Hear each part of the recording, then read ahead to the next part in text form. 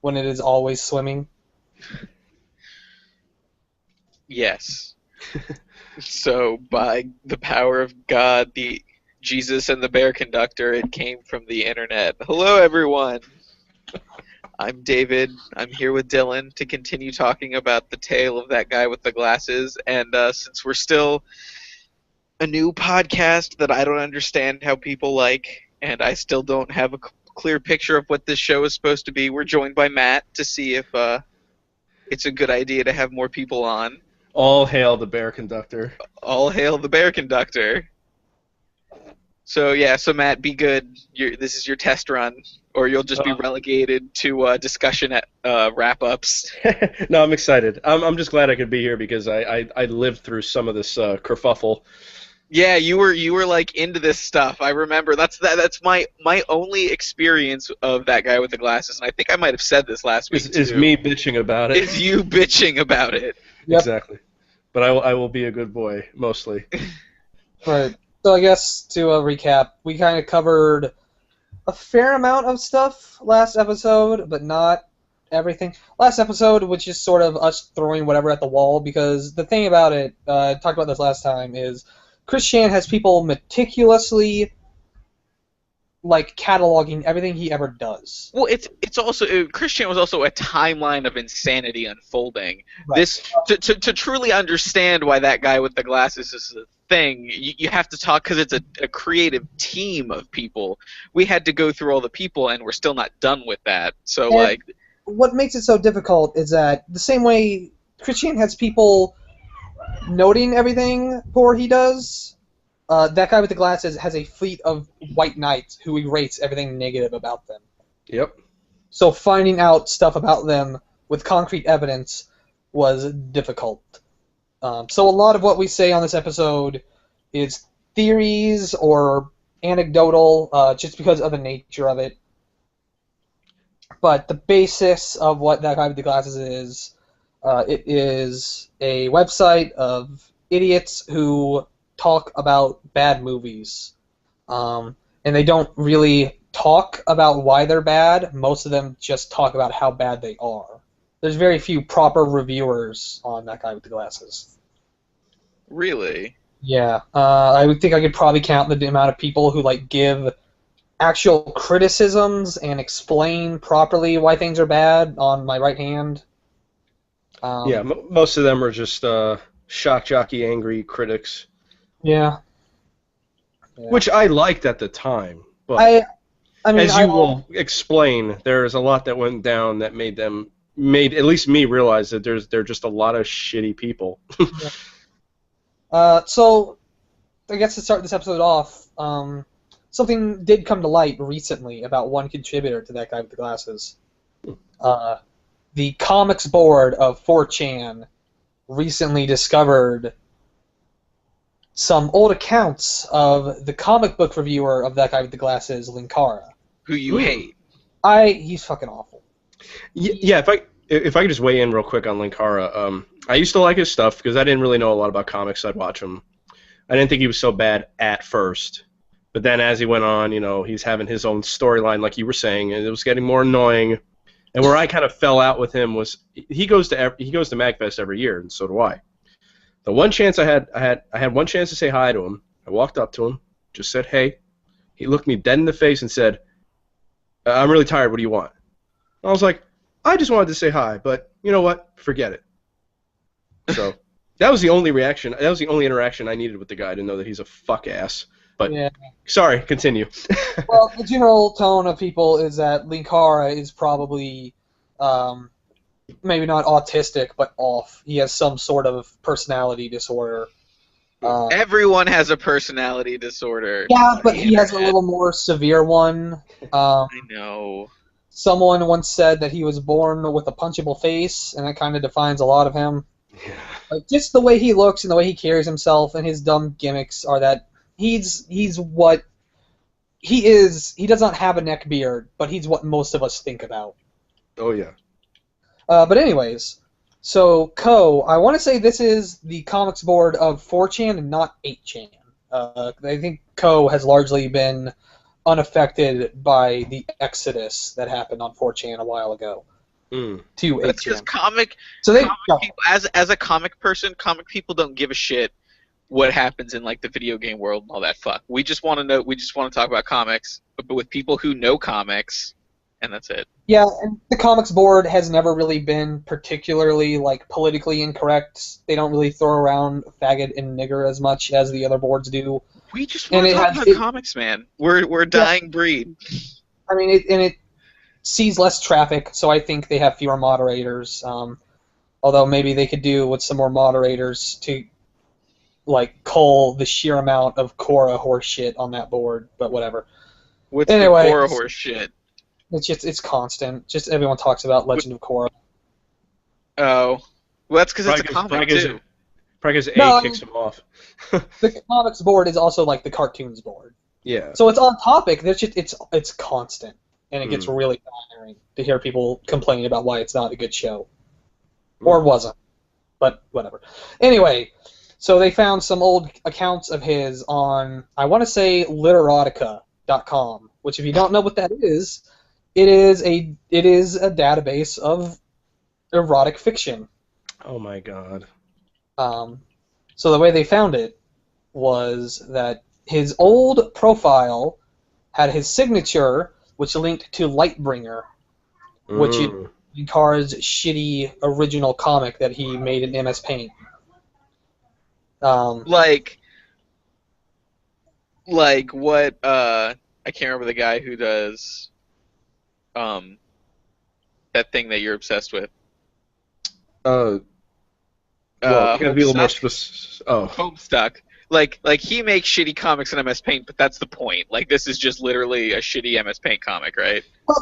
Yeah, but like he still has like a sense of style and his art. Like there's a fluidity to it, and so he's like a competent artist, and he makes it in MS Paint, almost to like prove a point. Like you can if you look at his stuff and you look at it, it kind of like you can tell like, oh, this is in motion. He's a good artist. That story you told last week actually made me slightly sympathetic towards Linkara because he got beaten down by all the SJWs and then turned into one himself. But it's just funny that you mentioned that he, because I didn't know him during the Lightbringer years. I didn't get into Linkara till maybe like a few years ago. Right. And he's a big fan. He was a big fan of Frank Miller, and I was like, well, that's strange because to hear him talk about Frank Miller now, he's the scum of the earth. Well, so yeah. I mean, Frank Miller has a problem with all of his women are whores. 9/11 broke his brain. I'm convinced. I think every comic person hates modern Frank Miller, but we all love him for giving nuts The Dark Knight Returns, even though I think The Dark Knight. I really like Sin City. It is all of his women are prostitutes and whores, and they're all strong women. Like, but they're not like. They're all hookers and whores. Not to get off topic. Ooh, sorry. The one like Linkara did actually once give a good reason for why people don't like Frank Miller anymore, which is that once he started to write Sin City, he never stopped. Yeah, that's true. But the thing is, when he wrote Sin City, like all of the women in pulp novels and stuff that he was mimicking with Sin City are fucking like vixens and hookers and whores and prostitutes, like, you know. So like that's what he did. He was that's bringing his style. He was bringing back an old style, but then he just started to suck as a writer. That's basically what happened. Exactly. And I don't like Dark Knight, but I really liked Year One. So Year One's pretty good. Yeah. I don't like Dark Knight because it felt like it was just jerking Batman off the whole time. Yes, I never actually read it. There's like I remember the exact sequence. I stopped reading it, and it's Batman's first reappearance. And there's like an old cop and a young cop, and the old cop like actively keeps the young cop from chasing a gangster because he's like, nah, kid, you're gonna want to see this because he wants to watch Batman beat the crap out of these criminals. The only good thing. They put that scene in Dark Knight Rises, and it really stood out to me. It's like, no, you're a cop. This is a vigilante. Yeah. The only good thing about that comic is that in the cartoon they recreated it in animation. Yeah. Okay, sorry. Oh yeah, I know what you're talking about. So Linkara's Literotica account revealed quite a bit about him and his myriad of fetishes. Please elaborate. most of them are hermaphrodites raping people. Hi, Matt. Hey, I'm not into rape. No, you're not into rape. You're just into chicks with dicks. Hey. It is largely superheroes or superheroines, or I guess they're So superheroes. lots of Power Girl. Yes, he actually produced a story in which Wonder Girl or Wonder Woman and Power Girl double raped Supergirl, and it didn't get accepted because Supergirl was technically underage at the time. And it's like, I can put in a line saying that she's 18 if you want. Wow. Which is, I mean, that's technically not. Half of that's not rape; it's masturbation because Power Girl and Supergirl are the same person. They're a clone. Depends on what you read. Yeah. Um, Fucking comics. I like old Linkara. Sounds like a rad dude. I like porny Linkara. That's the best one. Yeah. I mean, whatever. I mean, I wouldn't really bring it up because I don't care. It's not that interesting. Like, he's not into like super violent fetishes or anything like that, or anything like weird and cool. He doesn't like dressing up as a shark and singing with Katy Perry at the Super Bowl or anything. Wait, what happened? Like Katy Perry's halftime show had like dudes in shark costumes. The only reason I know that is because I saw a video of one of the sharks dancing to the theme song of Evangelion, and it lined up really well. I gotta see that. Oh Yeah. fuck. I'll send it to you afterwards. But anyways, Well, I think it's just another puzzle piece that just proves how much Linkara is feels guilty over his past self, and it went into the complete opposite direction. see, I think it's the opposite. I think it's proof that these people, these new this new wave of feminists, they just feel bad, but they honestly don't feel this way. They're doing this for either popularity's sake or there's a lot of proof that Linkara is a feminist in name only. Oh. So he's very hypocritical. He's talked a bunch about how like rape should never be a plot point. How you cheat women with. No, it can be a very good plot point if done well. Yeah, and he himself has used that plot point in his own works. So, although I think he has said before, like I've used this and I really shouldn't. And he's very like conservative sexually, which lines up with the fact that he has all these sick fetishes. Because the dudes who are the most like hiding are the worst. I watched a video of this dude who was like super happy. He had this really great smile. He was like a cowboy, and there was a video about how he fucks horses. So, I normally wouldn't bring it up because it's not that interesting, but the hypocrisy got to me. And also, the way 4chan let him know that they knew was someone... Because there's like a scene where there's like a roleplay forum where he and some big black dude named like Lamar have a back and forth about him being pinned down and whatever. So someone took to Twitter with the username Lamar and then said, "Was getting caught part of your plan, Linkara?" And I thought that was great. That is great. How did anything come of that? Yeah, he shut down all his old accounts. So no, it was not part of his plan. Fuck these cowards. No one cared who I was until I put on the hat. No one cared who I was until I started fucking other dudes. Anyways, so that's the only like pertinent information I had. From this point forward, we can kind of just talk about whatever. I guess we should probably talk about Angry Joe though. Oh, fuck that guy. He's kind of the only big player we hadn't covered. Mm. So Angry Joe is the site's, or I don't think he's part of it anymore. I think he left. Good for him. He was the site's, at least, de facto video game reviewer. Yeah. Yeah, I mean, credit where credit's due. He was like the only one who kind of like took pride in his appearance. Yes. Quick question though. He's Angry Joe. Was he before or after both the Angry Video Game Nerd and Yahtzee? After. I think he was in the middle. Oh, after. Okay. Like AVGN definitively predates Nostalgia Critic, I believe. Yeah. Or if not, or at the same time, and Angry Joe took after NC. Maybe not before or after Yahtzee. He was the first member of That Guy with the Glasses to do video game reviews, though. So he was a bit ahead of the curve. Yeah, he was basically, if you consider there being a big three, he was one of the big three. It was Nostalgia Critic, Angry Joe. Well, at least in my opinion, it was Angry Joe, Nostalgia Critic, and Spoonie. I would probably put Linkara in Angry Joe's place because I feel like he's bigger. Okay. He was like right under Linkara though. When Spoonie left, he took over his position. Okay, I can see that. Yeah, for sure. Angry Joe is, I mean, he's a reviewer. You get the premise, you get the joke, the idea. He's angry. Yeah, he's angry. He's not that angry. He mostly just reviews.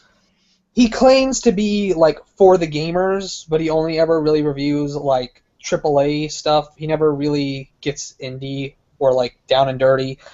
To his credit, he does try to be like a real journalist. He like goes and he interviews people. Yeah, but he's a complete shitbag about it nearly every time. Generally, nice. Yeah. To his credit, I think he has a more fandom than people know, or I think he's at least more willing to hear people out. Because I know recently there was a minor controversy with him in Gamergate. But at first I want to talk about how Angry Joe interviewed Jeff Keighley on the bullshit that the VGAs were. And they were bullshit. But he did a very poor job explaining it. Yeah, exactly. He came at him like a fucking gorilla. Like, if he's going to get any fucking answers out of Keighley, when you just have to watch those interviews for yourself, and you can see Angry Joe was like ready for a fight. It was completely wrong way of doing it. And it was... Keighley's a fucking master. He's been at this for a PR guy. Yeah. He's not a journalist. He's a host. He is everything that Ryan Seacrest is not in the host. Like, they are diametric opposites of host. Jeff Keighley always like tries to like be down with what he's hosting and know everything and keep control, where I just forgot. I'm so dumb. Ryan Seacrest is like super just smiles and happy about everything. Yeah, I mentioned it when we recorded our Life is Strange stream earlier, but Jeff Keighley was like part of the Phantom Pain ruse the entire step of the way. Like, that's the type of person he is. He's on the ground floor, he gets it, he plays along, and I think he's genuinely he cares. He cares more. He cares. He cared enough to put on the VGAs out of his own pocket, even if it was still kind of shitty. It was a good show. It was just a shitty award. Yeah. Whatever, not the point. Yeah, we liked that show. I like the show. I just don't like what got what awards. Exactly. Yeah, but the show was good. It was classy. Anyways, that's part of the reason why like Dorito Gate was so damning. Was he was just so clearly, the soul was sucked out of him in that picture. Yeah. And for those of you who don't know, Dorito Gate. I don't know that picture. Like I think that could be very true. But then again, that picture could have just like maybe like maybe he just yawned or something, like you don't know when that's the weird thing about pictures. It's like when you freeze frame a fucking movie and people make the dumbest fucking faces. It's because they're in the middle of another like motion. But like a weird face, like he was totally blank. Is what. Like I said, it could be either. Or he was just going through something else and that's what it was, or he was just bored. It could have been a lot of things. But basically. Yeah, maybe he was sitting there for like 4 hours and that's when they took the picture. There was like a Halo 4 event, and he was like promoting it, and there's just a picture of him, and it's Halo 4 next to like a bunch of Dorito and Mountain Dew, and he looks really fucking sad. Really sad. And then there's like another event where like he was doing like shots with like a booth babe, and he looked really, really upset there too. He just seemed like the personification of Vivian James, of he just wants to play video games. Yeah. But he never gets to. You could have a whole episode about booth babes. Probably. We probably will. All right. So Angry Joe was the patriarch of blistered thumbs. Yeah, I don't. I am very unfamiliar with Blistered Thumb stuff, so I'm just gonna sit quietly and listen. Yeah. Because no one. So What's Blistered blistered Thumb. thumbs? Okay, so I guess to start with Blistered Thumbs, you first have to know what Bar Fiesta is. Yeah. Oh god. All right. So that guy with the glasses was supposed to be like a reviewer thing, and ideally, the idea was you'd have like a network of talented creators and a network of sites that catered to them. So that guy with the glasses could have been like the movie place. Bar Fiesta, the idea was it was going to be like people. It would be like the socialite site. It would be like, hey, here's some popular bars. I'm going to go here. I'm going to tell you what my experience was like. You know what, like, the first act of, like, Bar Rescue is? Yeah. That's kind of what the site was supposed to be. It failed miserably. Mm. I think it existed for maybe 6 months, if that. No one remembers Bar Fiesta. Blistered Thumbs took a lot longer to die. Same basic idea. Let's take a site of reviewers. Let's make our video game review site. And Angry Joe was going to be the face of that site. The same way Nostalgia Critic is the face of that guy with the glasses, he was going to be the Blistered Thumbs guy. Mm. And they would bring on like talented individuals,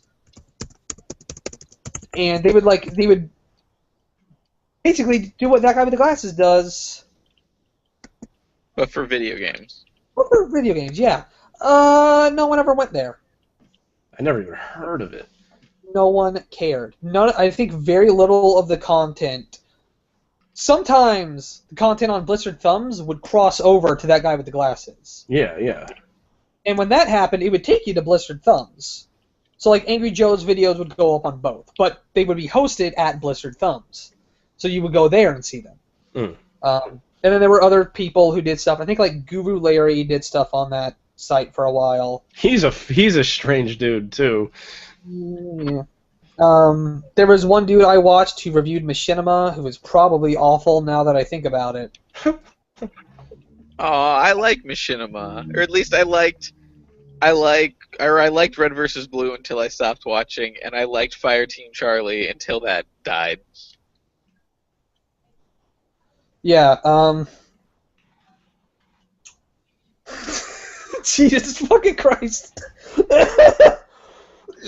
I'm looking at the Channel Awesome wiki, and like I said, they take off anything negative, so I'm going to read you the line. Word for word. My mom is yelling at my brothers, but whatever.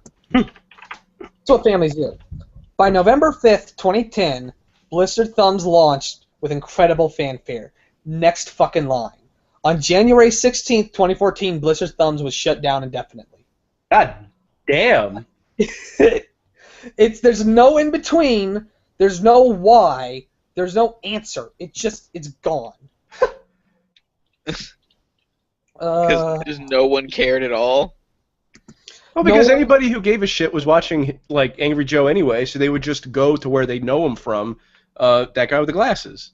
And then, so one person, according to Lord Cat, who we covered before, was an ex-contributor who gets a lot of like inside stuff on the site. He said one dude who joined the site, he looked at the numbers of how many more subscribers he got after he joined the site, and he got 1,006. 1,000 of them were on his YouTube page, 6 of them were on his Blip page. So Lord Cat told him, why would you even fucking bother with dealing with that guy with the glasses? Just focus on your YouTube page where those 1,000 will stay. And the fact that they cling to Blip so hard, I think, is part of the reason why the site is doomed. Well, yeah. Well, I saw Blip as a good alternative to YouTube because of all the flagging and stuff that happens. Right. But It did. big time YouTube people know how to avoid that because they become partners or whatever. So I saw Blip as a haven for smaller type guys, but then the big guys started going to Blip and it kind of ruined everything. Yeah. Blip is now like under new management who don't really know what they want the site to be. And What? I don't even. It's just another video hosting site, right? Yeah. Yeah. I mean, it's got no hook anymore.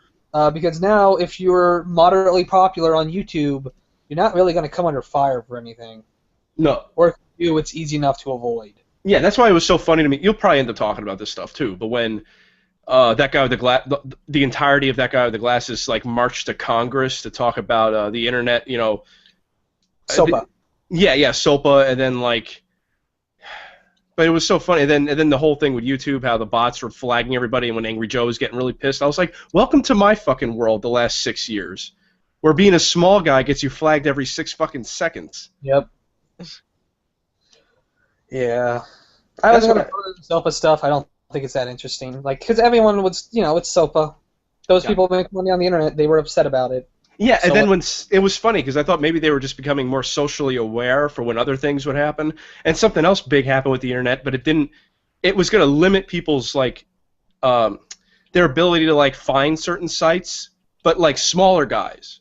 And when that happened, I didn't see a fucking word out of any of those guys about it. And I'm like, oh, I see. So you only care when it's your money on the line, but not everyone else. Right. I also feel like I should make a redaction. Last episode, I said that Doug Walker made a lot of money. He kind of lived in like a small mansion.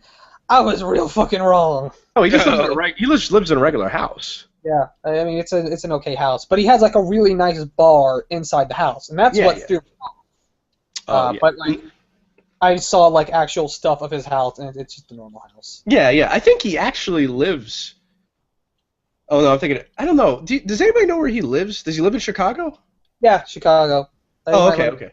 Of Chicago. So it's probably like a fairly expensive place to live, but he's not raking it in like some of the big YouTube guys. No. But he's doing all right for sure, or was. Yeah. That's because he was on Blip for forever. Yeah, I mean he is still super popular. I said earlier. What was that?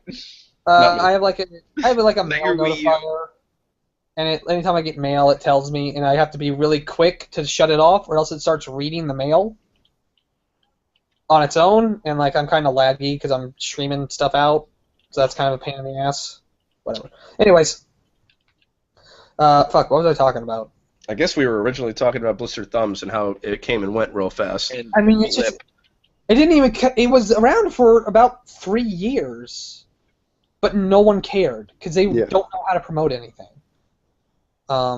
Just like Random Assault. Yeah.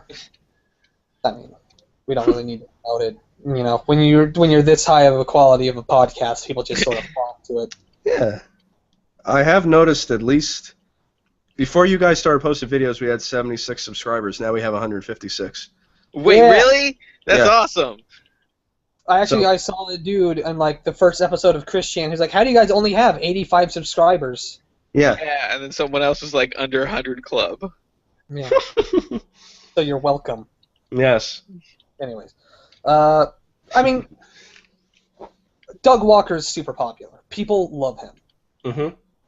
And most people go to the site for him. Mm-hmm.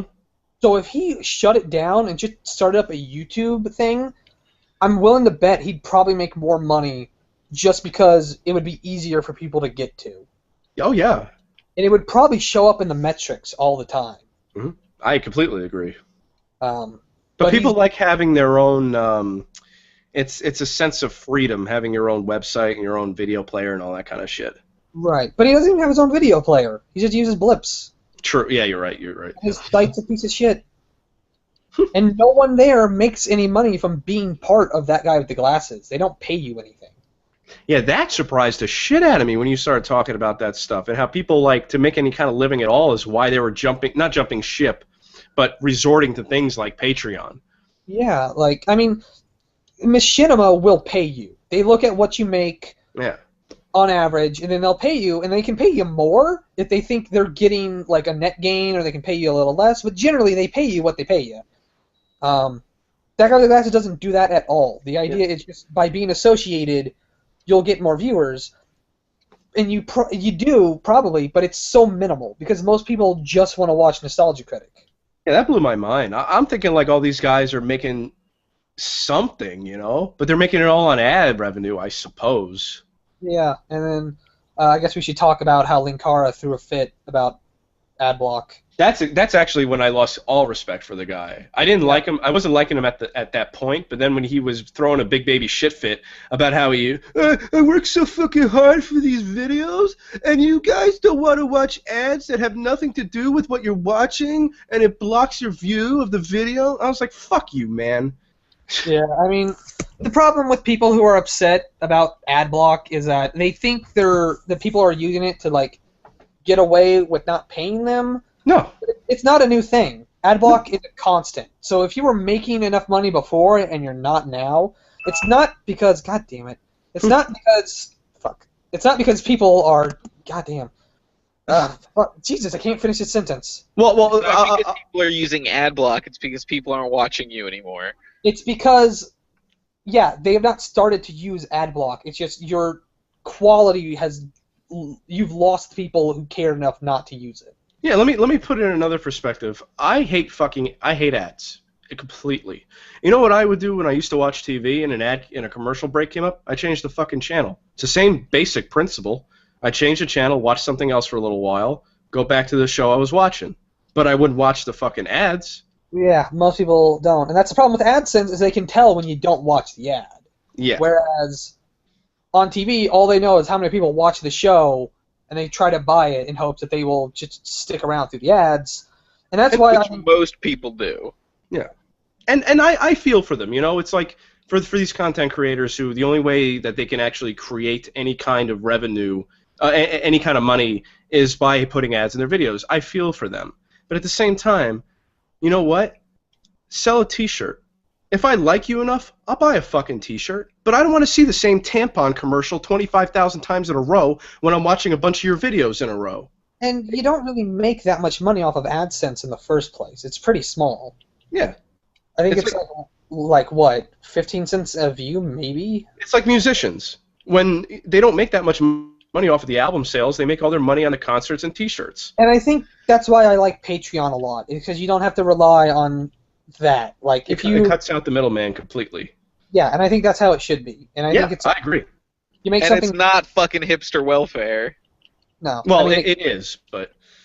I mean, but that's the hipsters' fault and the people supporting them. That's not Patreon's fault. Yeah. Like, no, it's not Patreon's fault. Who spend all day on social media and who have Patreons shouldn't. But like, these people make something, you know, and maybe you don't have to like it, but they're producing something, and there's someone who likes it. And I think if they want to pay for it, if they want to get dollars their way, I think that's cool. Did you say people making their money on Patreon is spending all day on social media? Cough, Spoonie, cough, cough. What? I mean, I was talking about Brianna Wu. Oh, well, Spoonie's the same fucking way, so.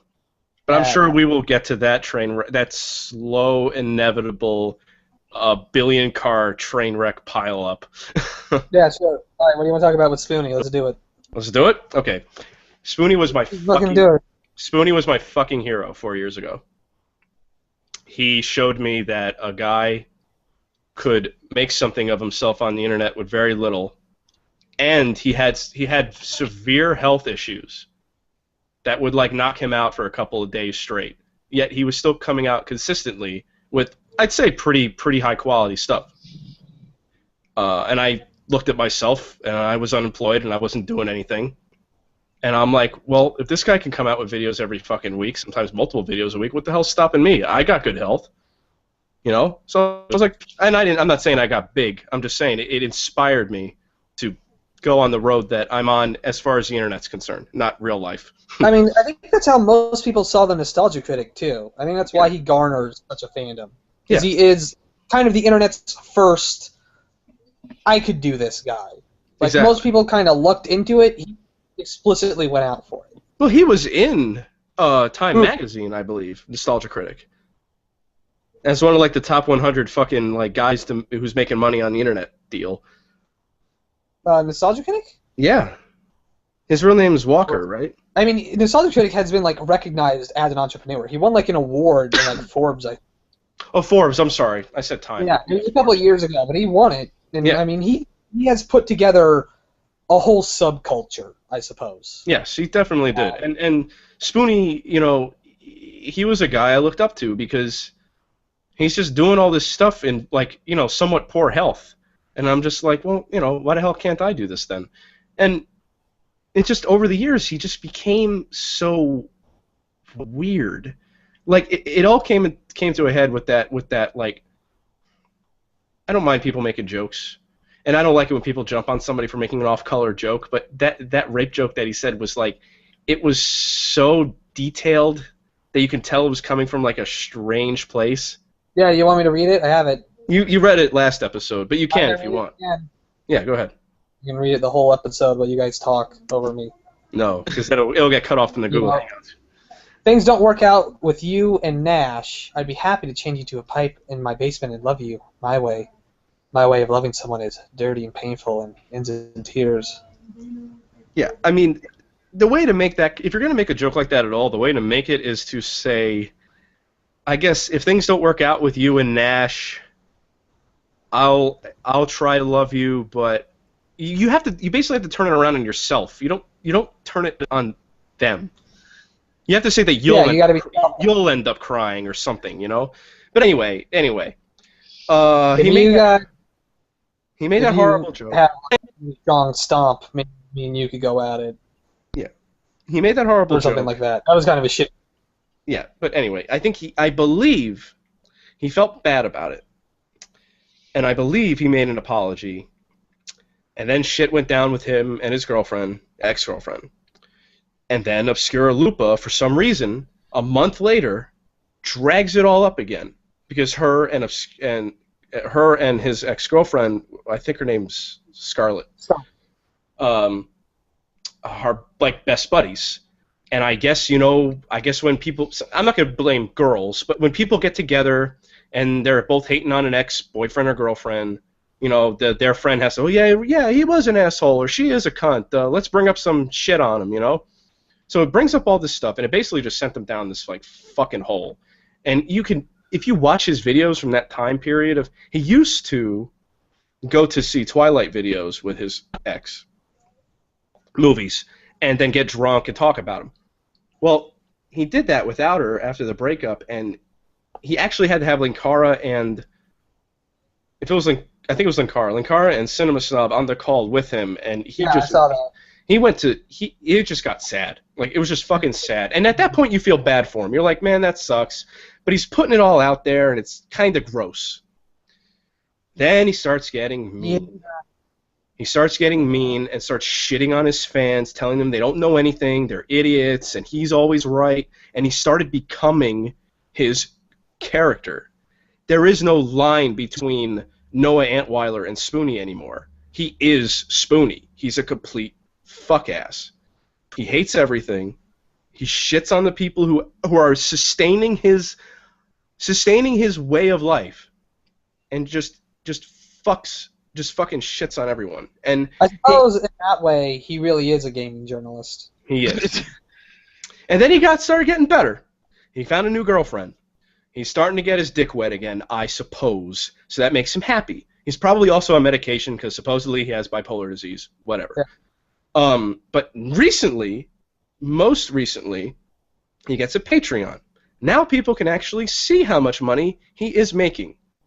That's why I like Patreon. You can absolutely see how much money someone's making, at least from the Patreon. He's got 600, it's actually went down, because he had a $5,000 milestone, which would mean that he'd have to make a movie. It has since dropped below $5,000. But he's still making, I'd say, at least $4,000 a month from 626 backers. Patreon. So does he have to make the movie? I don't know. I don't know. But see, this is why. He's basically shut down comments on his YouTube. Any new videos that he posts, you're not allowed to make comments. Fuck that, man. I hate when people do that. Yes, but I can see the other side of it because normally YouTube comments are a cesspool of dumb fuckery. Yeah, but the brilliant thing about YouTube comments is if you don't scroll down, you never see them. That's true. So the only people who see them go looking for them. That's why I really like the thumbs up thing, because that way, like, you'd probably only get like the only coherent comments would ever appear at the top. Yes. Now, the whole YouTube comments thing is another discussion entirely. But now, like I said, I'm pretty empathetic when it comes to people. Like, usually if they're doing something stupid, I can kind of see the other side. Doesn't mean that I'll agree with it, but I can see the other side. But you're like, you're being an idiot. I've been an idiot before. Just stop and we'll get over it. Exactly. Here's the kicker. He has turned off comments on his own website. Any videos that he posts on his website, you cannot comment on. He's big. Now, see, you can look at it like, because the comments on his webpage were getting really, what's the word, vitriolic? Vitriolic. He was, I mean, people were on there. It was like the same two people, but they were just ripping him on, like, we don't want wrestling videos. You don't get paid $4,000 a month to make wrestling videos every week. Vlogs, and all this stuff.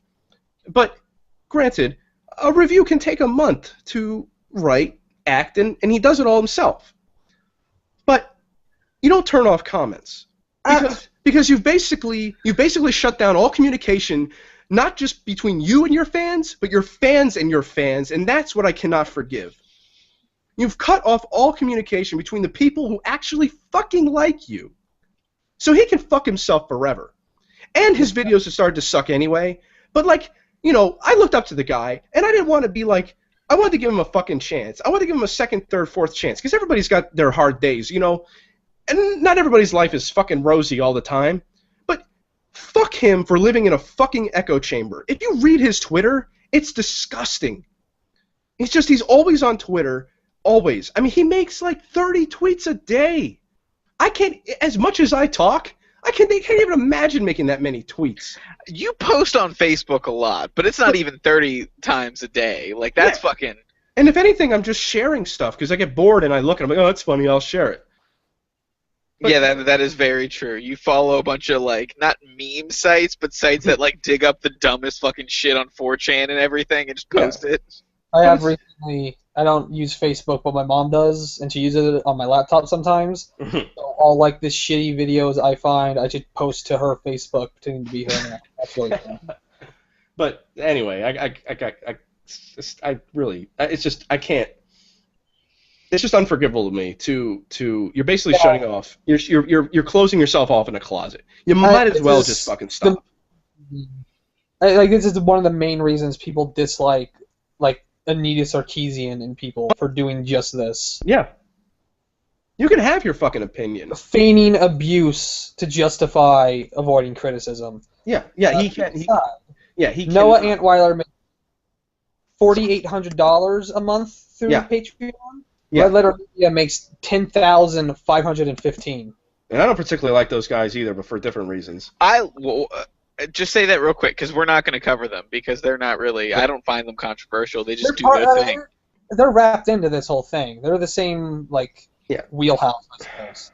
I kind of hate on a lot of these guys, but for different reasons. Like, Spoonie just, like...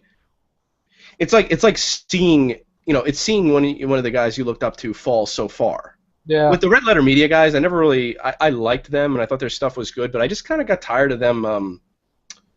Some of their reviews just seemed so hoity-toity, where they kind of like shit all over like the Goofy movies and praise like some of the more artsy stuff. And I'm not saying that they're not, but they hate the artsy shit. Like they recently reviewed Boyhood, and they're like the only people I know that fucking hated that movie, which I have yet to see. And hearing their review already, it's like, I feel like I'm not gonna like this movie. I'm gonna be the person that doesn't like this movie. In that same review, they like showered Guardians of the Galaxy with praise. It's so good!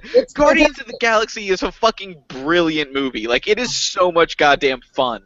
I think it was just because I was watching, like, a lot of comic book movies were coming out at the same time that I hadn't seen or... I know what you're talking about, yeah. They give a lot of shit about all those superhero movie adaptations. Yeah. That does get, like, annoying, but they like the grand majority of them. No, and they are fantastic reviewers. Right. I shouldn't say I don't like them. I just got a little tired of it. That's all. Because not only was their Prometheus review fucking spot on, but it was fucking hysterical, and the sound bites that came from it that just like so not only aptly criticized the movie, but like were fucking hysterical. Like, yeah, if anybody deserves the money they're making on Patreon, it's definitely Red Letter Media. yeah, They put in know a how ton to of fucking work. yeah, they know how to make a review fun to watch while still being critical. Yeah. Right. If I can go back to Spoonie for a second, it's just... No, you can't. We're going to talk about that Please. Aussie guy now. That Aussie guy was an early contributor to the site, and apparently he kept trying to suck people off, so they kicked him off. Like literally suck people off. Like, I don't know. What did I write here? That Aussie guy was an early contributor to the site who wasn't just fired, but scrubbed from the site and all its affiliates. Yeah, What I he don't remember him. His treatment is unknown and oddly not even speculated upon. It's likely the fallout of the event was simply done before the site became prominent, before everyone was watching everyone all the time. I've heard people throw around sucking people off in regards to that Aussie guy. So I like to think he just kept trying to suck people off, because that's a really funny image in my head. of an Australian dude trying to give dudes blowjobs just to like be relevant. walking up and like kind of rubbing Spoonie's thighs and like What? making sucking motions. Now you're getting to Matt. Oi, fancy a, Just fancy a GABA?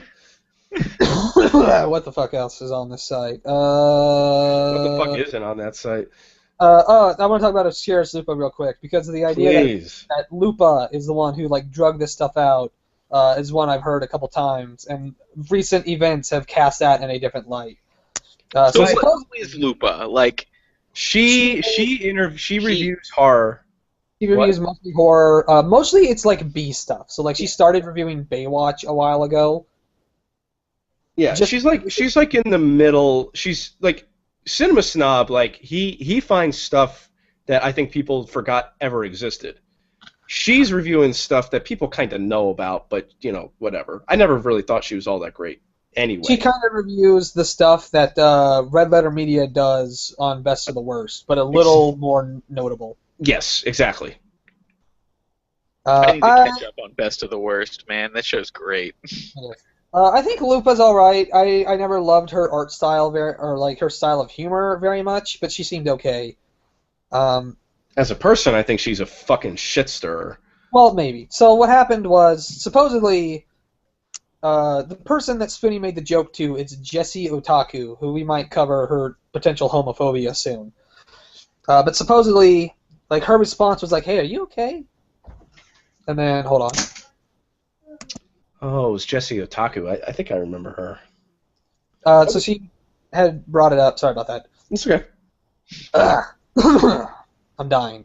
Oh no. Kirk, choke, death. Fuck. Jesus. So supposedly, like, yeah, he did, like, PM her, and they, like, hashed it out, and she was sorry for it.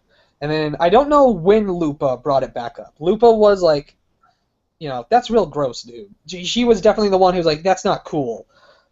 So it could have been as simple... To be fair, it wasn't cool. Yeah, No, but I think to be fair to Spoonie, it was a month or two after the fact. I don't think Okay, it then was. there you go. Exactly. Like, I'm that's not not cool either. sure what the timeline is. That could be exaggerated.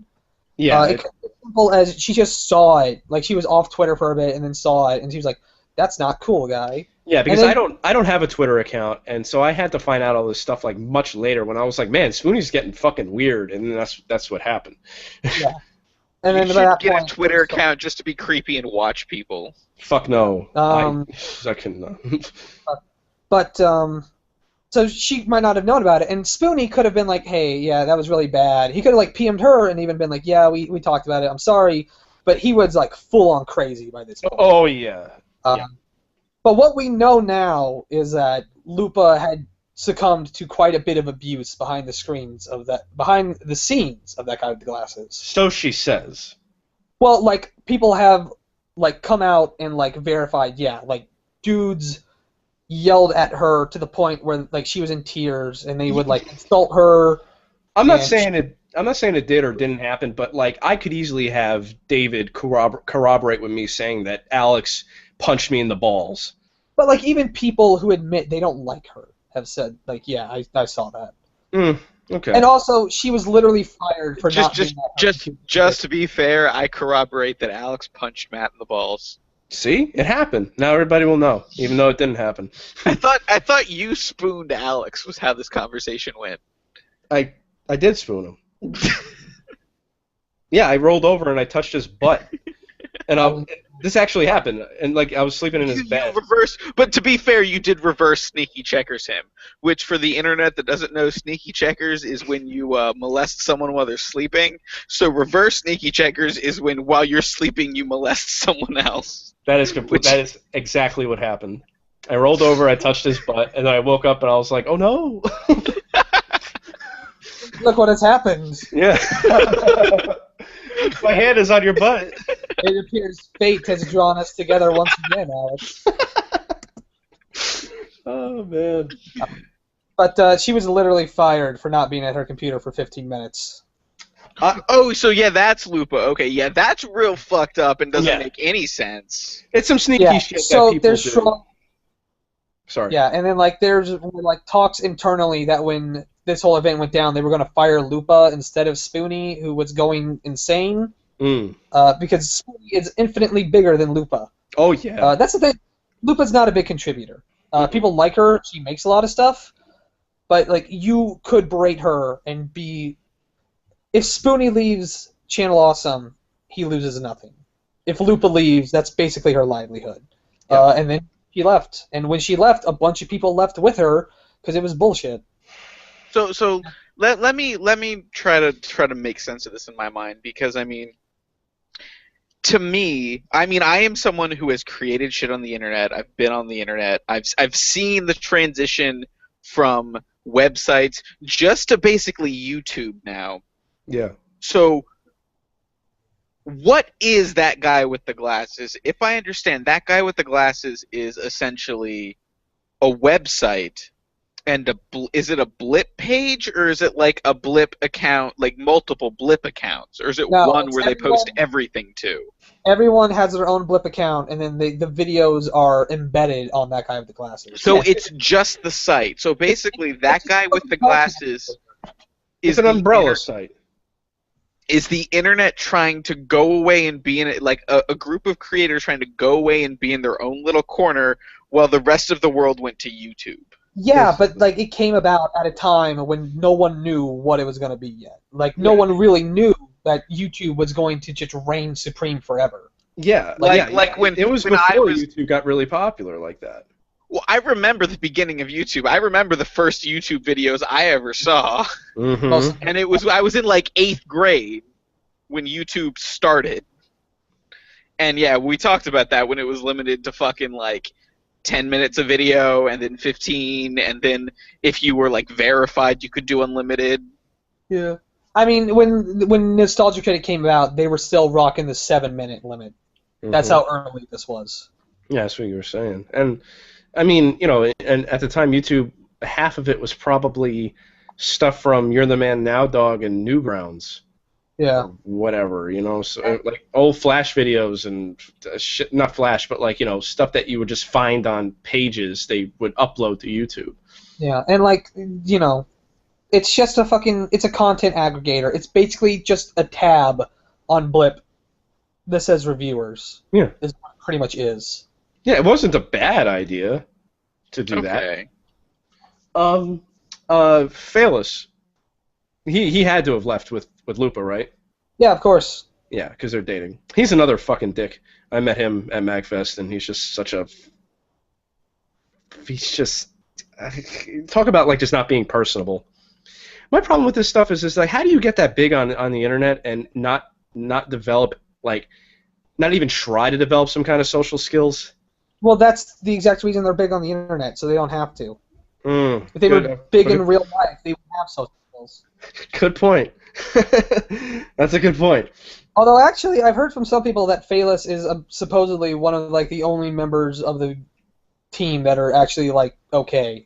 There's one story here that did I read the story about the dude who worked on Kikassia last time? Yes, you did. Right, he said that he was okay, and that's one of the few things that made me think like, well, Brad Jones is popular with the anti-Channel Awesome crew, but Phalos isn't, so I don't see why anyone would make that up. No, I mean, like, maybe he's just the kind of guy that you have to get to know before he opens up to you. I guess. I've fucking like seen him talk unscripted, and he looks like the most awkward motherfucker in the world. Yeah. But he doesn't seem like a bad person. No, I'm sure he's not a bad man. I think, if anything, I've revealed that I'm an asshole. So, so I think a lot of these people, it's a weird subject. Well, I guess this whole channel, this whole concept for a show is just a weird subject to talk about, because we're talking about real people that have huge sway in a small pond, and behind the scenes, we don't really. It's like, okay, I know how to compare this. It's like how people talk about wrestling now.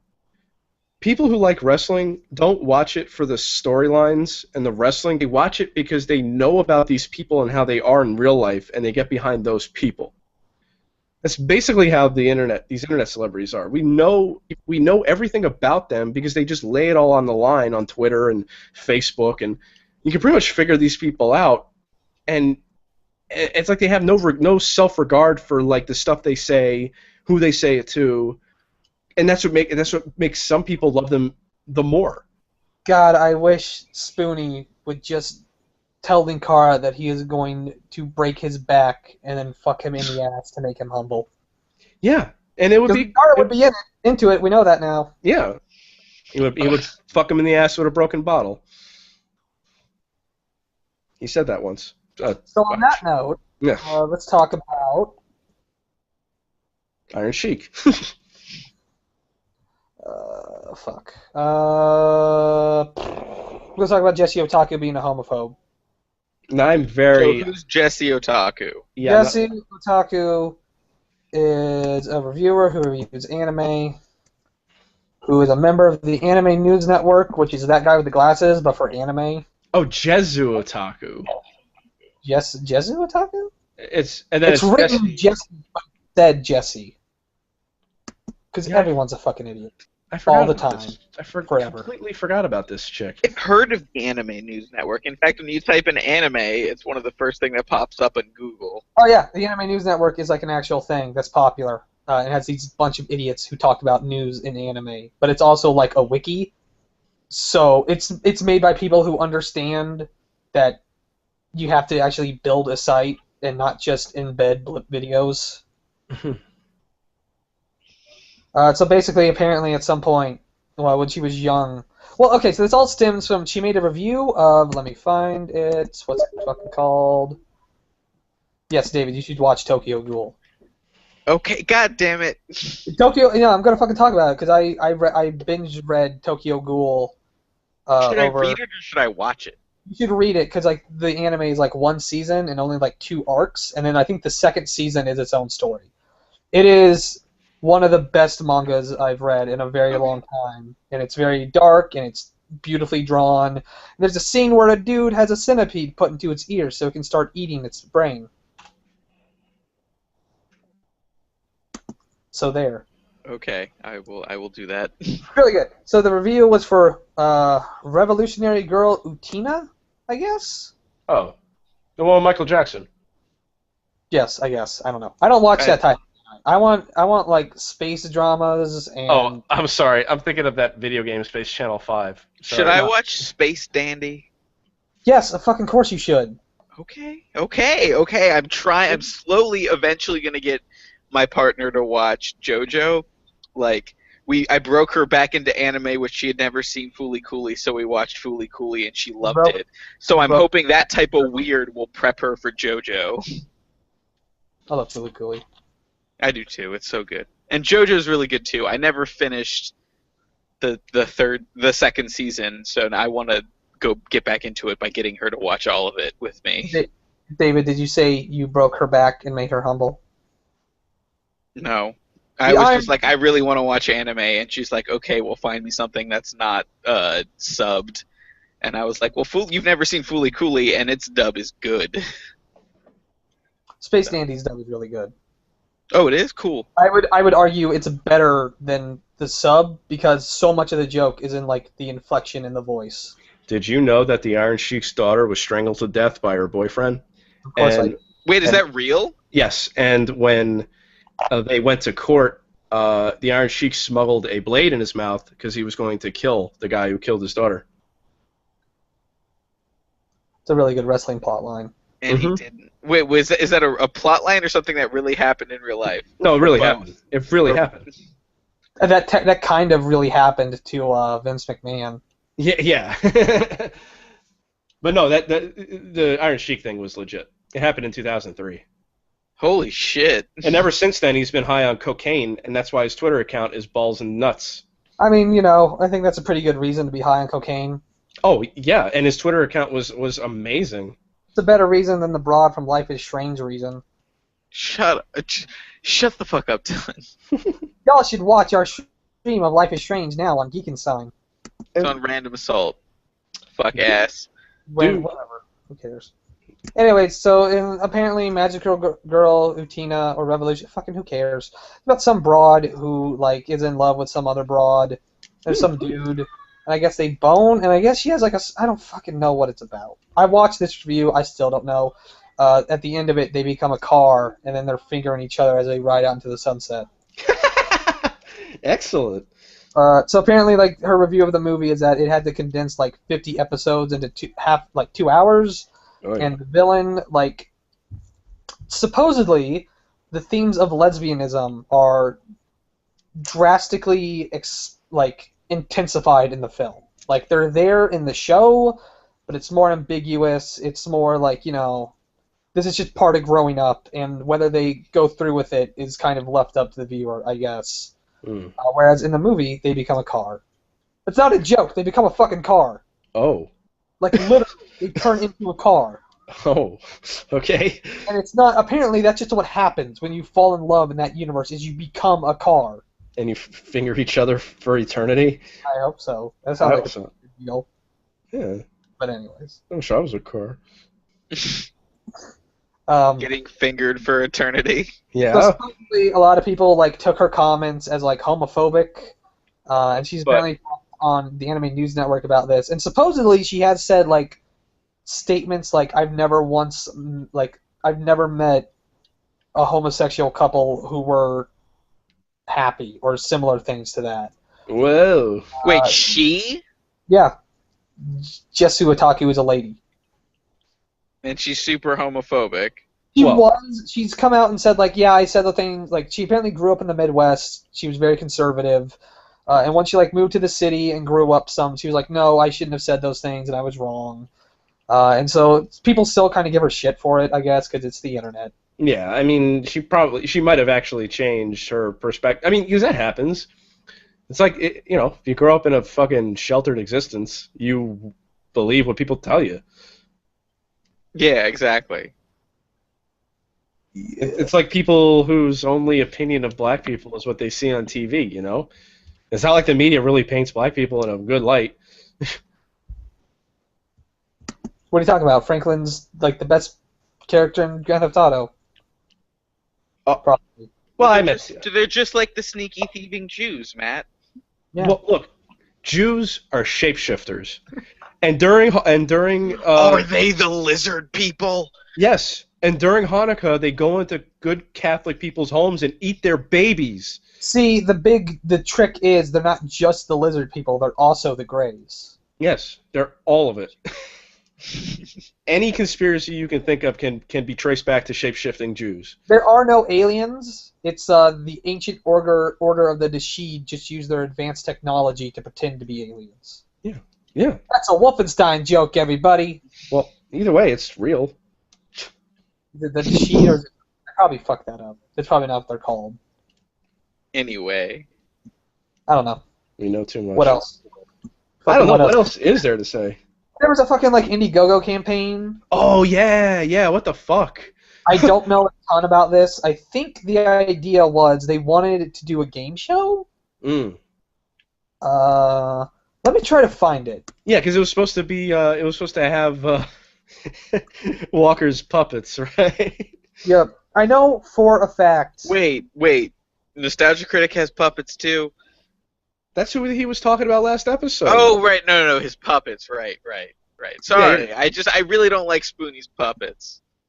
Oh, yeah. To explain, because it didn't seem like you guys kind of knew. He legit wanted to be Mystery Science Theater. Like that was his favorite show, and that's why. Well, maybe you did say that. I don't remember. Yeah, Spoonie wanted to make Mystery Science Theater, and then he made one robot and gave up. Yeah. And then he kept it for his reviews. Yeah. Where's his fucking Patreon? There's also just a Bob Chipman thing in here, which isn't related to that, but whatever. What's up with Bob Chipman? We'll cover him and his dumb little book. I don't even know what that I is. just want to read his book on air. I tried to do it on my own, but my internet's not strong enough to read a book.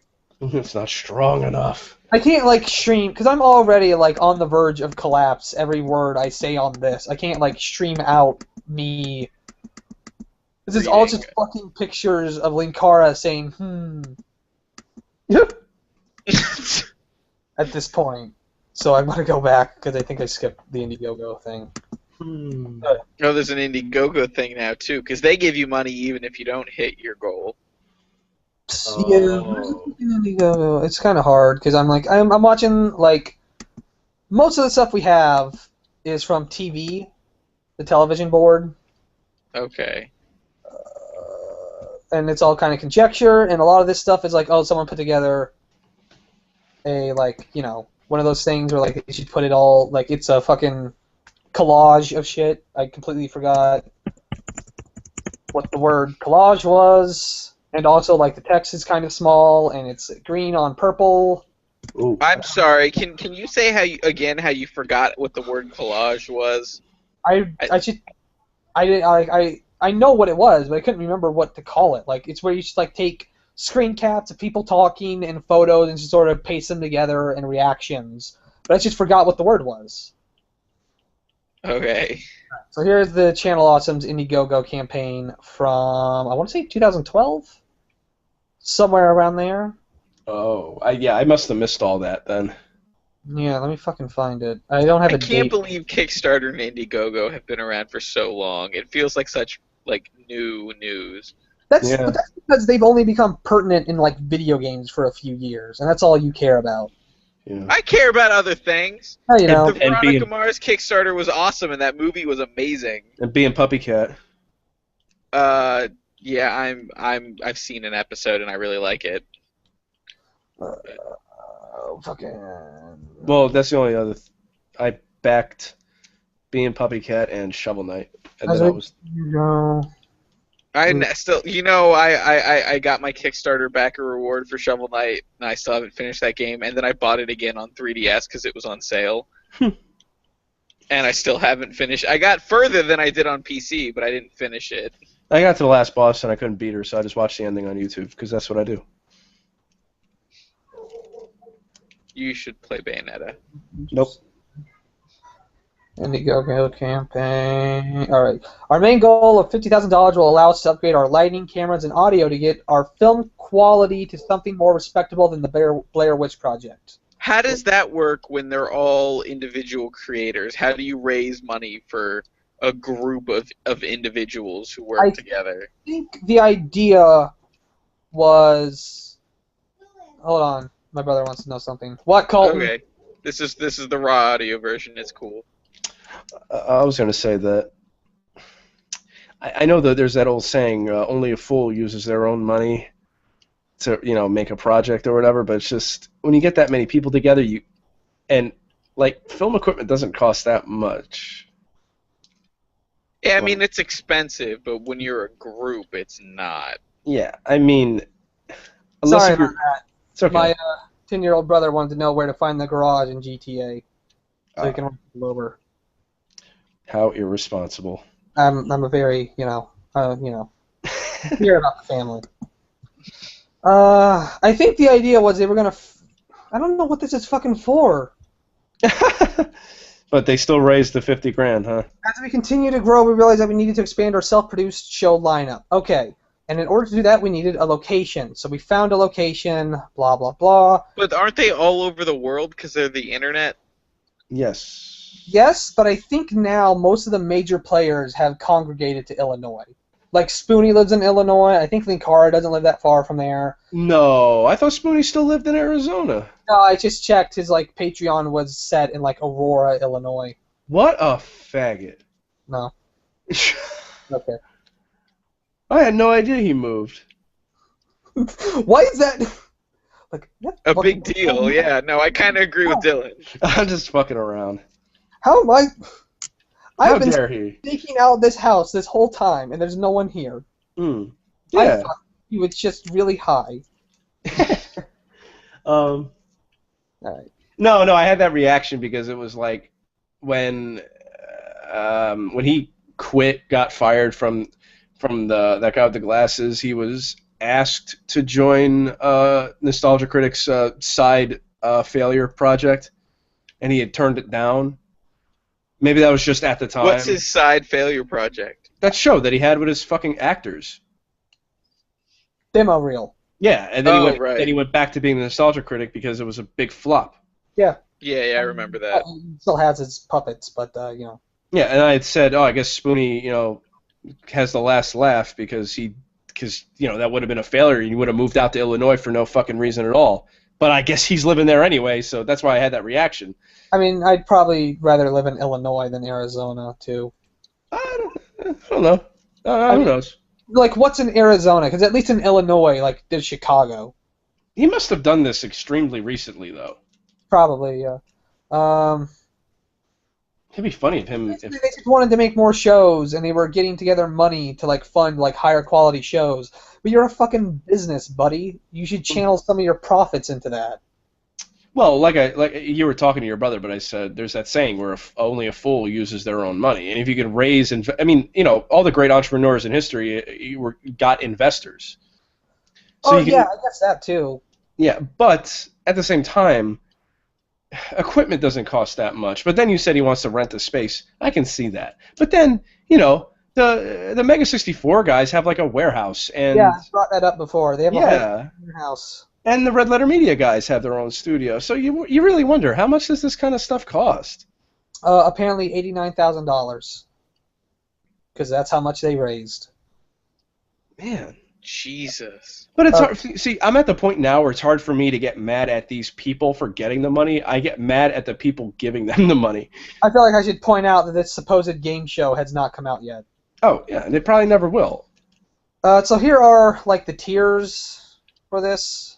$10, you get a thank you. How nice. Really? Like, that's what you give $1, not $10. Everything helps, and with this pledge, you will receive a special thank you video from Doug, and will be listed on the thank you page on our site as well. Is it an individually made thank you? 333 people claimed that. $25, you get an autographed photo of Doug, his brother, and their puppets. Masturbating. And also, if you're outside of the U.S., you have to pay $5 for that. Oh, boy. Extra $5 for shipping. For a photo? An autographed photo. Yeah, I know they take like 40% after Kickstarter's cut and taxes, so. I wonder if. Or Indiegogo's cut. I wonder if they all autograph it, or if just one of them does. An autographed photograph takes a bigger envelope. For $50, you get behind-the-scenes access. Awesome, ×2.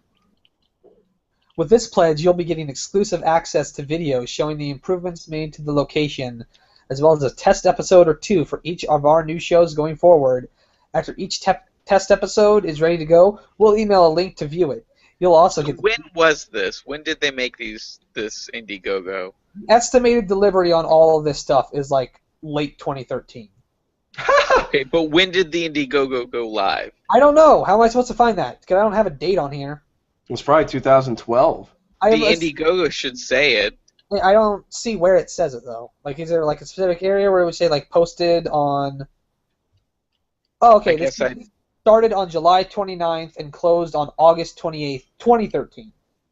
Oh wow. Okay. 50. All right. $100 over only 750 of each will ever be produced of a limited DVD and T-shirt. The DVD will feature the 2 new Nostalgia Critics, 1 new That Guy with the Glasses, 2 new Video Game Confessions, and 2 new Bum Reviews, as well as some nice behind-the-scenes videos. The shirt will be a black shirt featuring the evolution of the Nostalgia Critic.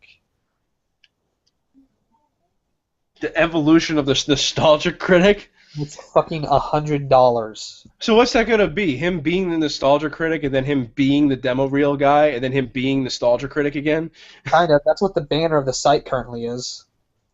What a joke that fucking demo reel was. There's a voicemail greeting for $200. For $250, you get a fucking sketch. I mean, I can understand that's bullshit, but I mean, like, you wouldn't want to make a $5 donation, you get a sketch. Because then he'll be making, like, 10,000 fucking sketches, and that would suck. But you don't make it... Not like a personal like video sketch, like a drawing. No, I know. That Doug Walker makes. Yeah, I'm just saying, then he'd have to draw that many. It's not like he'd be able to, draw one and then make copies. Excuse me. It's a lot of bullshit. Yeah. Whatever. None of that stuff has come out. None of it. None of it. The money funded by the Indiegogo campaign has been used properly on fixing a broken air conditioner and melted unusable props. $1,000 went to the game show. Everything else was either wasted or pickpocketed. Either way, the picture below is everything that is finished. There's a picture of Brad Jones and Linkara in like office chairs in front of like a shitty curtain with a pop quiz sign that's written in fucking glitter. Come on. Yeah, that can't be... I mean, how do people know that for real? That's true. Yeah, like, stuff has come out. As far as I know, like, the air conditioning thing has been pretty well substantiated. That's fucking crazy. So where did that money go? It went to the air conditioner. It was a $40,000 air conditioner, David. It was a broken air conditioner that they had to fix. Supposedly, some of the money went to Doug so he could, like, pay off his house. Oof. Well, I mean, to be fair, it is his site. He can take a little bit of money if he wants, but how much of that? No, he can't. Because this is a crowdfunding thing. This is the explicit purpose of it. If this was did he? So they didn't do what the explicit purpose said they were going to do. No, this show hasn't come out. As far as we know, it's never been made. Yeah, it's one thing to want to. I mean, in my opinion, if you're okay, raising... see, that's the thing is I thought he had like fulfilled his like rewards, but then there was extra money. No, so you're saying he's done jack shit and just pocketed the money and took. And he may have fulfilled the rewards, but he has not produced the product. Then that's not fulfilling the rewards. I mean, like, well, yeah, but like, because you're paying for a product, but like, he's probably like sent out the photos and junk, but he has not produced the new shows. Okay, so he hasn't, like, he fulfilled his quote-unquote bonus rewards, but for what the actual Kickstarter was for, he's done jack shit. Yeah. $89,000. 89,000. Holy shit. That's twice as much that I make in a year. I feel like we should point out that the Red Letter exactly, me too. Do this on like a monthly basis for free. Or maybe not for free, but I assume they're making, like, what do they do for, like, a living? Each of those guys on the channel? Yeah, like... Hell if I know. They have tugboats. They all have tugboats. Yes. Because I assume, because they're like, trained filmmakers, so I always assumed that they just, like, worked at, like, an advertising firm or something. Or, like, the photography, I guess. And then they just, like, use the skills on Red Letter Media as, like, a side thing. Oh, the Red Letter. Oh, well, that's what they do. But what does that guy with the glasses do? They make reviews. That's their job. Oof. Linkara has pointed out many times that is his real job. I didn't talk about fucking History of Power Rangers. Holy shit. What is that? Oh my god. It's a sideshow. I didn't think it was that bad. He just talks about Power Rangers all the time in a separate show. No, I mean, why? Why can't you do that? I don't understand why these people don't just, like, I mean, it's one thing if it's a quote-unquote sideshow. It's another thing, it's like, well, I have multiple, like, just make a show for, like, a catch-all. Like, no, that's what Random Assault is. Like, why not, like, if you're going to do, like, a one thing, like, we had Ed Geekenstein, which we'll get back to eventually, we have Midnights in the Lab, which is literally just a horror thing. But then we have other stuff where it's just like, let's do whatever the fuck we want. Well, okay, so this is specifically, he's not reviewing it. He's just it's almost a documentary of like recapping and analyzing, and it's a totally different beast. So it makes sense that it's its own thing. What I want to fucking talk about is the fucking 7-minute rant he made about why he doesn't make more of them. And I just want to play it. Can I I didn't know. When did this happen? Hold on. Let me just, I found it. It's 4 minutes here. I don't think it's the whole thing. I'll stop it occasionally to talk about it, but it's... Jesus fucking Christ. I'm excited. I'm excited, too. Yeah, it's been a while since the last History of Power Rangers. Also, this is what Linkara sounds like. David, if you want to take a minute to clean the blood out of your ears, you can go ahead and do that. He hasn't even started lisping yet. Yeah. As such, I need to address a couple of things that have cropped up. Yes, I'm aware of the David Yost interview. Yes, I'm aware Power Rangers Samurai is coming to Nickelodeon in 2011. Yes, I will continue to do History of Power Rangers through that series once it concludes. So, okay, so far what he's doing is, I think, in one season he was like, why didn't this dude show up a whole bunch more? Because he was a cool character. And then apparently the reason he didn't show up is because the actor was constantly berated for being gay. And there was an interview that came out where he was he talked about his abuse on set. Really? And then another season of the show had come out, and he was basically saying yeah, I know the interview, I know about the show, I want to go back and redo that episode and put that information in later. So that's fine. That makes sense. Now, many of you have been very patient in waiting for these videos, and for that I'm very grateful. Others of you have not been so patient to the point... Get ready, because here it comes. Hold on, don't play it yet. I just want to say that he sounds like such a whiny baby. Just go ahead. Point where I'm actually taking time out of this review to talk about it. Let me say this once again, since apparently it was not made clear when this video series began. History of Power Rangers has no set schedule. The videos are done when they're done, and will be released when they're done. In case you haven't noticed, I've been more than a little busy the last few months. If you haven't noticed, wake up already! I attended Power Morphicon, FallCon, did a very complicated ending to an episode of Atop the Fourth Wall, released additional videos in October beyond my regular workload, did my regular workload, which consists of an episode of Atop the Fourth Wall every week despite conventions and other difficulties, one of those difficulties being moving into an apartment. Oh. In addition to that, people don't seem to realize how much work actually goes into these videos. Here's the process. I watched the entire series, which, for those of you at home, is around 40 episodes at 20 minutes each. That's roughly 13 hours straight if I was watching them all in one day, which I'm not. Oh, but it gets better, because I also am writing up a synopsis of the important plot points of the season, as well as writing down character notes, themes, etc., which means I'm pausing the episodes so I can write. Once the season is completed, I have to finish my notes and analysis, and then I watch the next season and repeat the process. Yes, I had to finish watching Ninja Storm before I recorded the Wild Force review.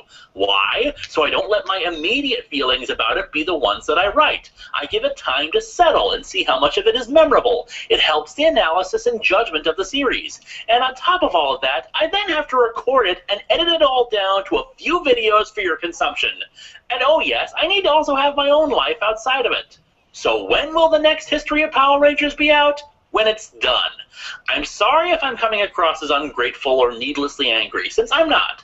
I love that you all care about this series, and I'm doing everything in my power to get it done. But it's not easy, and it doesn't happen overnight. Asking me when the next one is going to come is not making it get done any faster. I have warned you all before that I'm in unfamiliar territory now, and it's harder for me to skip through stuff that I've never seen before. And I appreciate offers of people to point out what's filler and what isn't, but I have to make that evaluation for myself. And please, please, please avoid spoilers or telling me, skip this season, it sucks. It's History of Power Rangers, not History of Power Rangers except for this season or this season. Every season will be watched everything evaluated, everything will be given a fair chance to be Like I said, I haven't watched these seasons before, and I want the chance to be surprised by things that happen. Stop telling me what's going to happen. You're only going to piss me off. So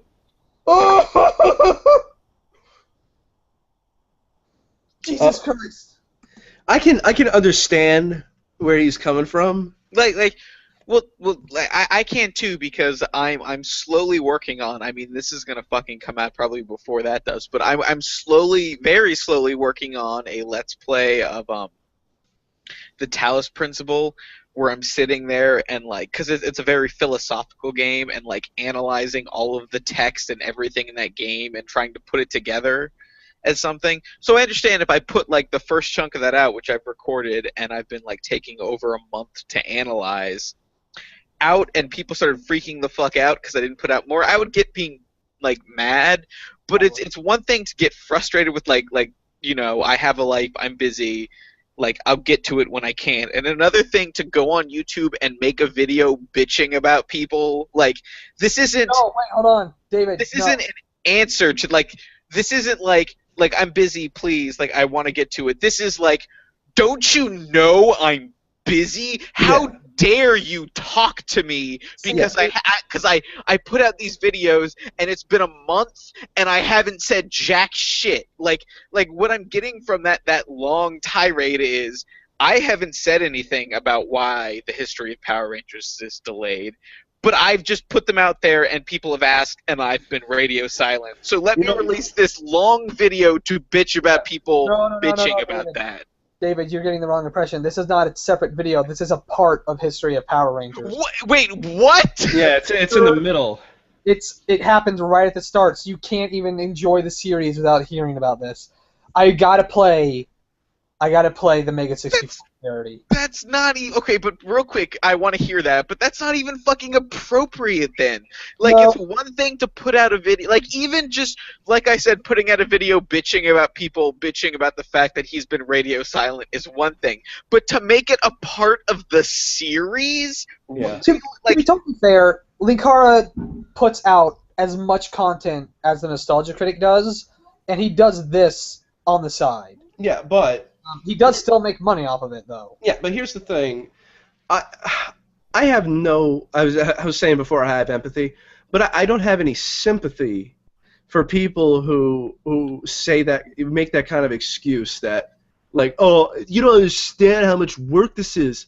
I work really hard. I watch a show, and I watch every episode, and I write notes, and it takes maybe 80 hours to put this stuff together. You know what? I do Random Assault, and I have a job. I have an actual career that I'm trying to progress in.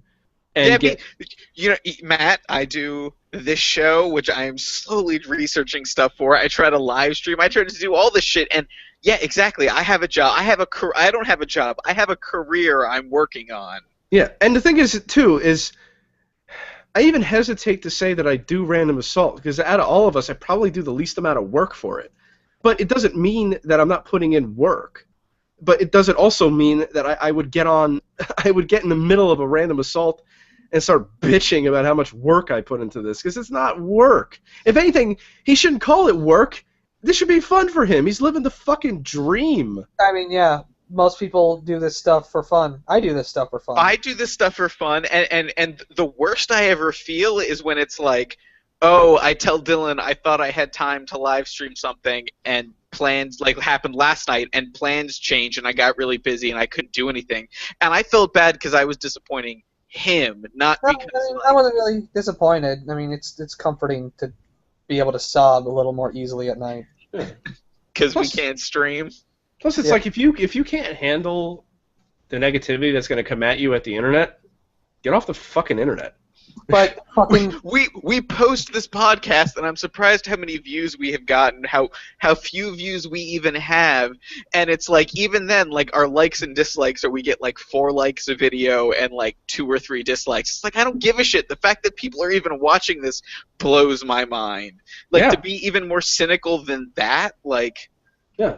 It'd be like if you if you made a fucking on the next that came from the internet, you were like, I can't believe some of our videos have some dislikes. What's wrong with you people? We do this for free. It's free content that we put out every week, and you have no right to criticize us because it's free. If you don't like it, don't watch it.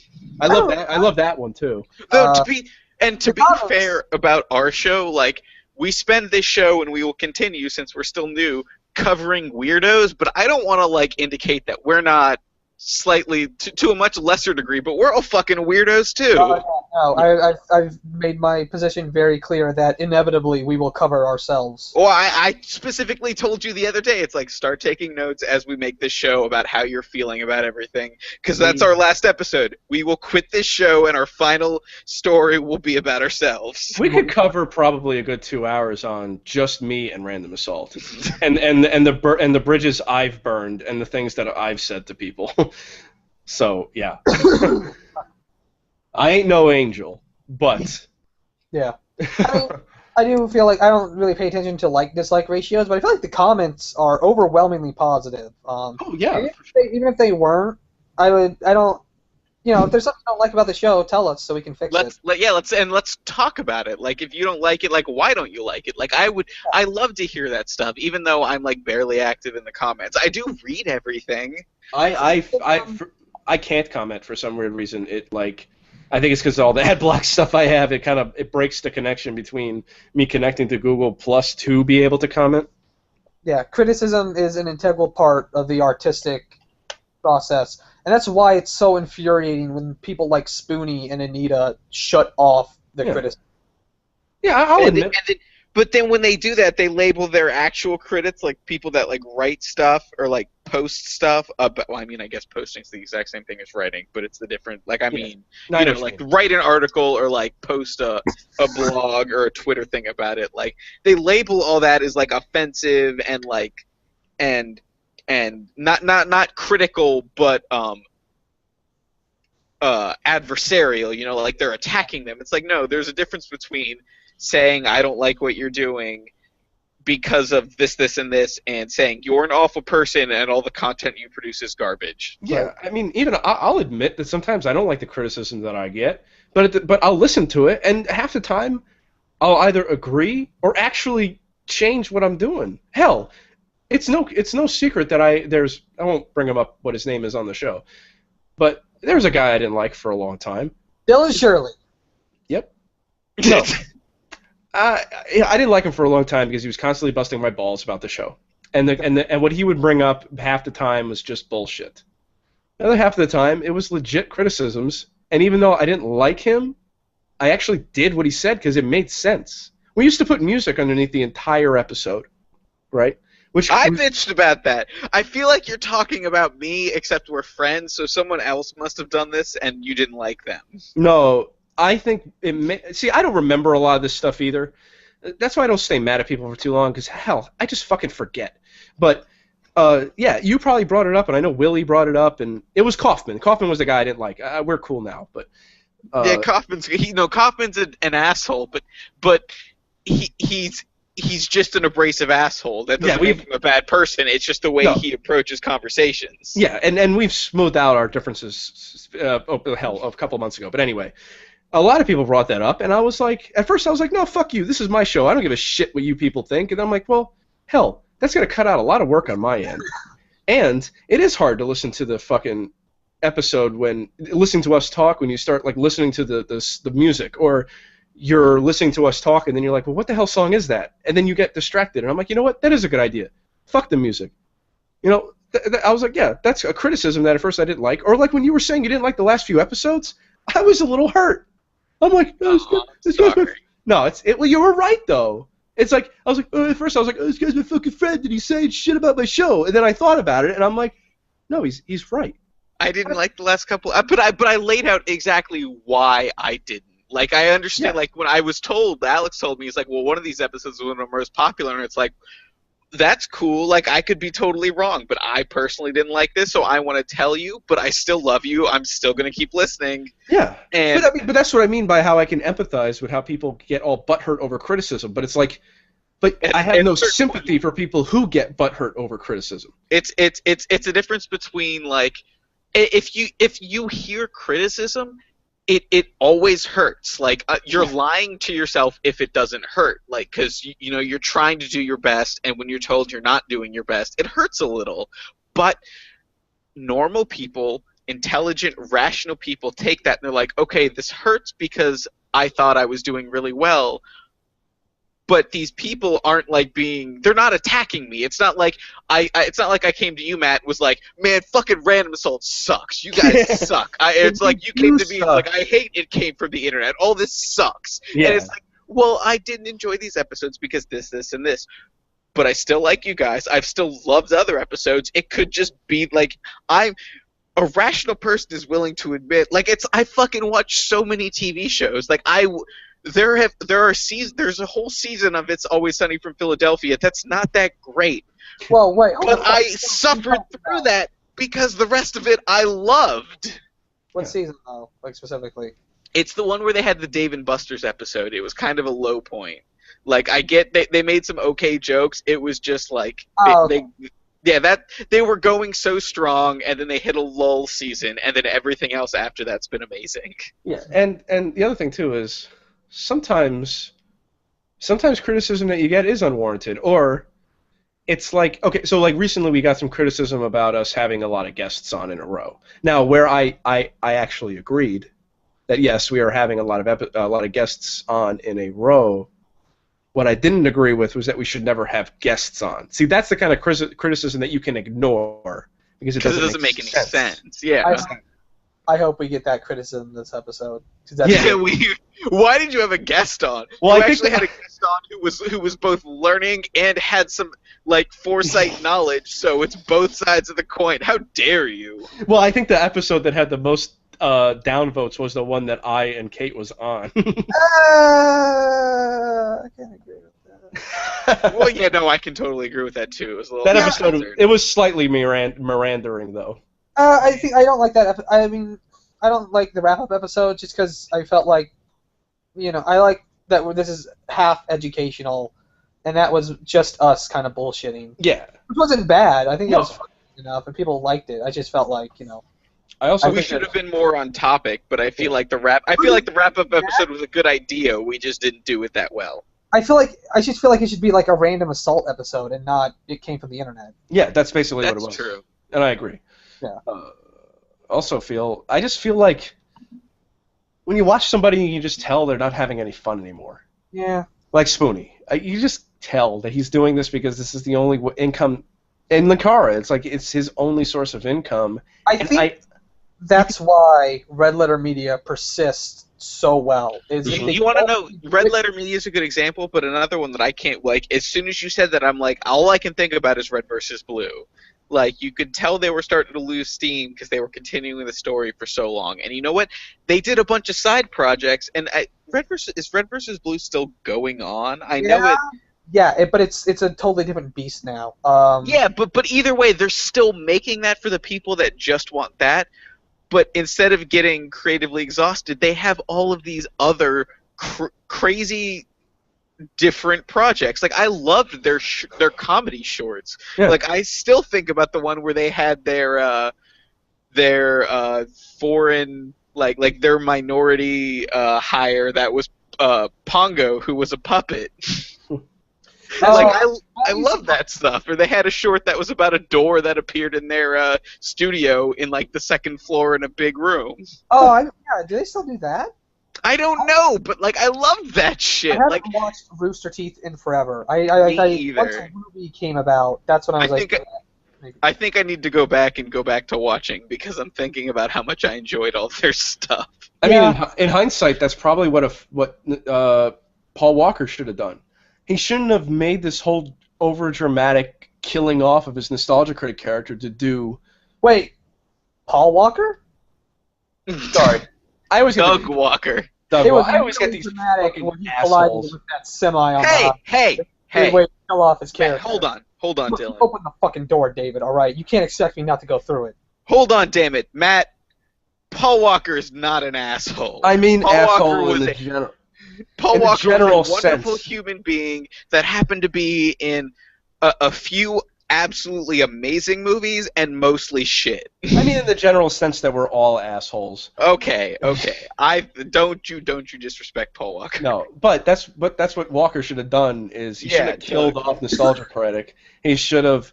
He has Even to just say, like, I'm taking a break, like, I'm tired, I need to do something else. And I would have been completely fine with that, but it was because of the over-dramatized arty-farty bullshit. He did say, like, he wishes he could have gone back and stopped at the Garbage Pail Kids episode, because, like, the ending of that is he parodied it with the end of 2001, but instead of becoming, like, a space baby, he just became, like, a living pile of shit, because that's all he ever watched. And that was kind of cool. He's always said, like, I wish I could have stopped it with that, but I didn't. It's his. The one thing that I always think about is just, not always, but whenever we talk about these types of people, is just how long can this gravy train run for? When are the tracks going to run out? Because it just keeps going. I mean, when people jump from Kickstarter, they got Patreon. When people stop funding their bullshit on Patreon, what's next? They just never cease to come up with ways of making money to continue this stuff. See, that's the beauty of this podcast, because we'll never be out of material. Sure. I've talked to David about how at the end of the year we should just recap all the stories we covered, and eventually we will just be in a constant cycle of recap, because it'll take so long. Yeah. Well, you want to know what you're talking about right there is something that I've been feeling a lot lately, because and I know both of you relate, is the Laser Time Network, because I followed those people. See, like, I'm still I'm like stepping out, but I was on board for so long because I like those guys. Like, I like the content they make. I like Laser Time because it was one of the few shows that, like, covered, like, weird, like, random topics. I liked their topical structure, and I listened to their, like, comic book show because there's not that many, like, good comic book podcasts that actually talk about everything. Well, in the story of Flab Slapperon, it came from the internet. I am sure that we will cover my interactions between myself and them. But I'm starting to get frustrated with the creators, so I've, like, drawn back support and all that, and it's like that's the gravy train thing. It's like when you realize that these people, like, regardless of the content that you like that they make, like, aren't genuine people, or not even. Yeah, like, I guess that's the thing, because it's never like wow, you're an awful person. It's like I don't understand your thought process. I don't understand where you're coming from. I feel like you're lying to yourself. I feel like you're not a genuine person anymore. Yeah, I mean, despite understand the face you're putting on. Yeah, despite my continual efforts to convince people that I'm a bad person, it just doesn't seem to ever work that way. That's because you're an asshole, but you're a good person. Like, you're not like. You're a decent human being. You will help people if they need it in front of you, and you care about them even in the slightest, just because you're a decent human being. But that doesn't mean you're not an asshole when you talk. Exactly. You have really asshole opinions. But what I'm trying to say is that these people seem like such good people on the surface, and then when you get to know them, or get to know their real opinions on things, you just find out they're just kind of shitbags. And even if and that doesn't even bother me, but it's when it's like they're trying to pretend it's when you're trying to pretend you're not a shitbag. If you're if you're a shitbag, just be a shitbag. Own being a shitbag. Yeah, own it, man. Like, I'm an okay person. Like, I'm a decent person, but I'm a fucking opinionated asshole. Like, I have no problem saying that. Indeed. It's like Roddy Piper. He made a shirt that's called Villain, because he's the greatest villain in wrestling history, because he's a fucking shitbag, and I love him for it. I don't know what you guys are talking about. I'm the perfect paragon of morality, and everyone should be that. Yeah, definitely. But anyways, I feel like real quick in our little Rooster Teeth Love Fest, I should mention that Monty Oum. That was really sad. Yeah, the animator who is part of the reason Red vs. Blue is more action-oriented. He is the whole dude who made Ruby, their new little series. He is living the weird. Is that any good? No, it's not. Oh. But it's an anime. It's fun to watch, and he was living the weeaboo dream, and he died of like heart complications during surgery recently, and that's sad. So. Yeah, I never watched that stuff, but I was like, that sucks. I didn't know who he was, but I was like, that sucks. Yeah. All right. Let's watch History of Voltage Vengers. So is there any more to that guy with the glasses story at this point? Not really. No, I mean, not that I know, besides my own personal feelings about them. I mean, there's always more. There's probably more controversy. There's not really more controversy. We've covered a lot of it. It's still around. They still produce stuff, and soon enough, I think the end will come. But they lost every major contributor they have. They only have Brad Jones and Linkara left. There's talks that Red Letter Media is poaching Cinema Snob. Yeah. Is that Brad Jones? Yeah. Yeah. Yeah, you said that last episode. I was like, really? I mean, it makes sense. Yeah. They cover the same kind of stuff. Yeah. That's small rumor stuff, but you know. The only reason why I stopped watching him was just because I didn't think his friends were funny. And he would take a back seat to his own friends, and they would like talk about the movie they watched. And I was like, but you guys aren't funny. But I guess that's better than him doing what Doug Walker does and making it all about him all the time. I just think it's really funny when when people like Spoonie, but his girlfriend's not too bad. When he's just like, oh, this is my new girlfriend. She's gonna be in every video I do now. It's like someone I saw like an animation Ego Raptor did about his girlfriend, and it was the saddest thing I'd ever seen. Dude, if you want to have another 2 hours, we can talk about Ego Raptor. Oh, we're gonna talk about Game Grumps. Don't you worry. I've been looking into it. It's fucking great. I'm almost like I've been watching that the Men Who Build America, and I'm just like, I'm watching like they say when you don't have any more haters, that means you're not a success anymore, and I'm like, maybe I should stop hating on Ego Raptor and it'll go away. I've managed to completely avoid my only interactions with Ego Raptor is back on when Newgrounds was a thing that everyone was on, when they did the Metal Gear Solid or Smash, they did those parody compilation videos with a bunch of animators all doing shorts. That's my only experience with Ego Raptor. Oh, and I watched 10 minutes of an episode of Game Grumps, because that was back when Mitch was freaking the fuck out about how amazing they were, and I watched it and I was like, this is fucking stupid. Ego Raptor is basically another casualty in the pussy whipped wars. Is that what you're calling the current status of the internet? Yeah. He's... Every time I try to not talk about this stuff, I get pulled back in. But don't talk too deeply about it, because we're going to cover it. Yeah, because you just post these. Never mind. I was thinking you're just going to cut this part out. Yeah, I won't talk about it. We don't just post these. We post the raw version specifically. The real show is much more edited. But no, I know. But I mean, don't say it anyway. It technically hasn't been posted anywhere yet. Well, yeah. All right. Well, I think this. Wait, hold on. We gotta talk about Voltage Vengers. Hold on. Do we have enough for another episode? Because we're running so long now. No, but this is Mega 64's parody of that video of Linkara's rant, and I think that's so crazy that I consider Mega 64 pretty fucking big, even though I don't really watch their stuff all that much. I don't watch their stuff at all, but the few that I have are amazing and on point. It's shit like this that makes Mega 64 the best, and I feel like we should go out on it. Yes, please. Okay. Because I haven't heard this. Wrap up the show, and then I'll play it. All right. Well, yes. So this was much more just I feel like I learned something about what that guy with the glasses is. That's what I kind of wanted this show to be. I mean, I know Chris Chan was all controversy, but I had I literally asked Matt a year or two ago. I don't know if you remember. I was like, "What the fuck is that guy with the glasses?" Because you were bitching about it. Because I had no idea what it was, and you could barely explain it to me. I feel like I know what it is now, whether or not I could barely explain a lot of things.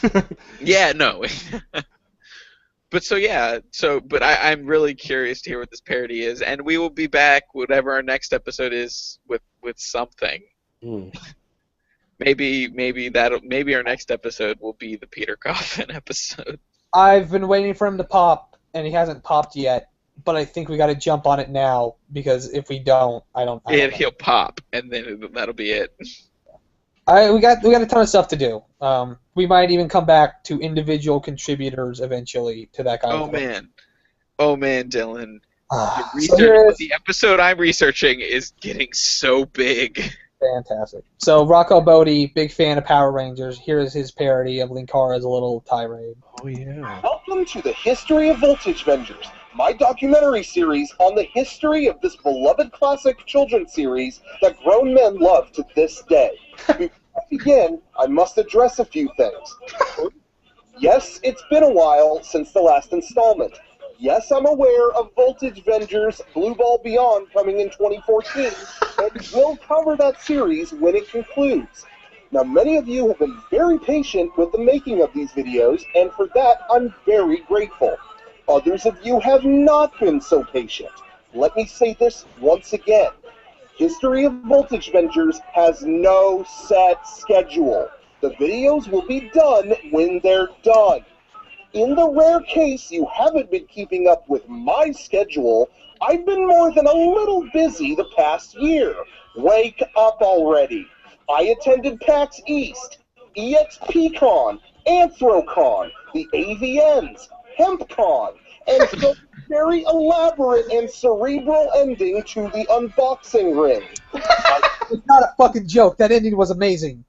No, but just the fact how he described it. Well, before you start playing it again, let me just say, you know what I love more about bitching about people who make more money than me? Hearing a person who makes more money bitch about another person who makes probably just about the same amount of money. But I'm sorry, we're going to HempCon 2015, right, Matt? Easily. And to be fair, HempCon has nothing to do with weed. It's just literally about products made from hemp. Yeah, like parchment. I also want to point out, this video is of the Mega 64 dudes pretending to do fake fights. So they have already produced more interesting actual character content than all of Channel Awesome has ever made. Oh yeah. With a better camera too. There's actually good lighting going on here. Videos on top of my personal YouTube workload. Did my YouTube workload, which consists of well-written, thoughtful diatribe every single day. On top of all this workload, I happen to move into a low-cost studio. On top of that, on moving day, I get a phone call saying Nana was sick. This meant driving all the way back to Darkhell Hospital, waiting an hour to check in, then finding out she's at Mercy Hospital on the complete other side of town.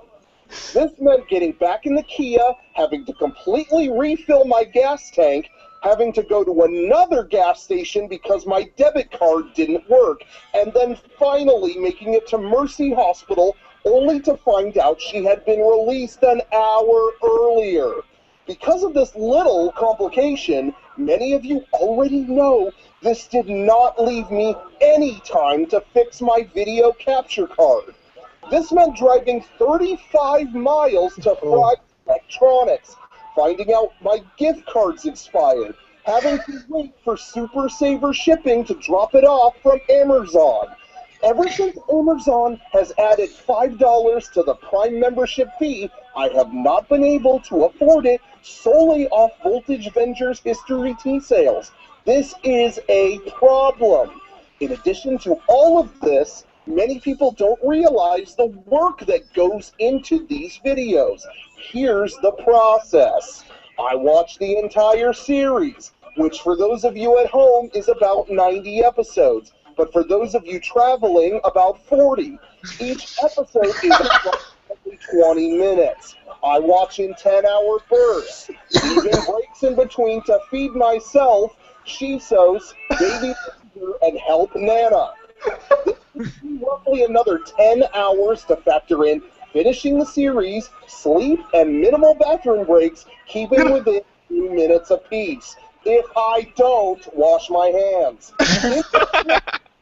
Add minimum 40 seconds to each bathroom session, and Itzy Igbath in mirror, hand wash again, he tells me to again. Anyway, tune in next time for more History of Voltage adventures, when it's ready. Perfect. Jesus. Asking for a link fuck. when it's up. You wanna know the best fucking part? What? Still shorter than the actual one. Really? It's shorter by like 10 seconds. Oh my god, that is hysterical. That was oh my god. Leave it to Rock My Body to fucking just hit it right on the head. It's great. I love.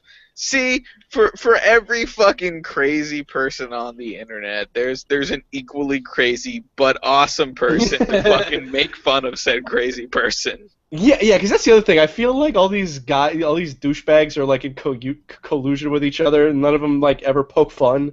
But thank God for the fucking Mega 64 guys. They do. They poke fun. They poke fun at everything. Yeah. Well, thank you everyone for listening to our story of that guy with the glasses. So what are we covering next, Dylan? We can cover Peter Coffin, we can cover Ego Raptor, we can cover fucking, hold on, just let me look at the front page of Cow, because that's all I ever look at. I don't know who Peter Coffin is, but I would like to be there for Ego Raptor. Peter Coffin's fucking... Peter Coffin's a guy who's trying to make the internet think that this mannequin sex doll is his legitimate wife. We don't think, we know now. We know. Brianna Wu, we can cover her. We can cover... One person... We don't cover Brianna Wu. We cover Gamergate eventually. Dude, she ended sexism with her game Revolution 60, so don't even try it. We're not covering that yet. One person said they would... We didn't cover L'Oreal Bailey, so we should probably do that. Although he We didn't, have he a didn't lot give of me a things time we frame. can cover. So he didn't give me a time frame. So theoretically, I could do that any time as long as the show was still ongoing and not worry that much. Nope, the show's ending tomorrow. Movie Bob is a pretty good one we could cover. Oh, we can play the Movie Bob thing I made. I basically copied his review style. Dark Side Phil, we still got to do him. We should do that next. Let's do Darkside Phil next. Gaijin Goomba's pretty stupid. I never heard of him. All right, we're gonna do one of said above things. Blacklist. Mount Chiliad Mystery. Thank you, everyone. We will be back with more fun You're a fucking explanations. asshole, Alex. Matt kicked you in the balls. Yeah. Suck on that. Only losers. We out. The history of Coffin.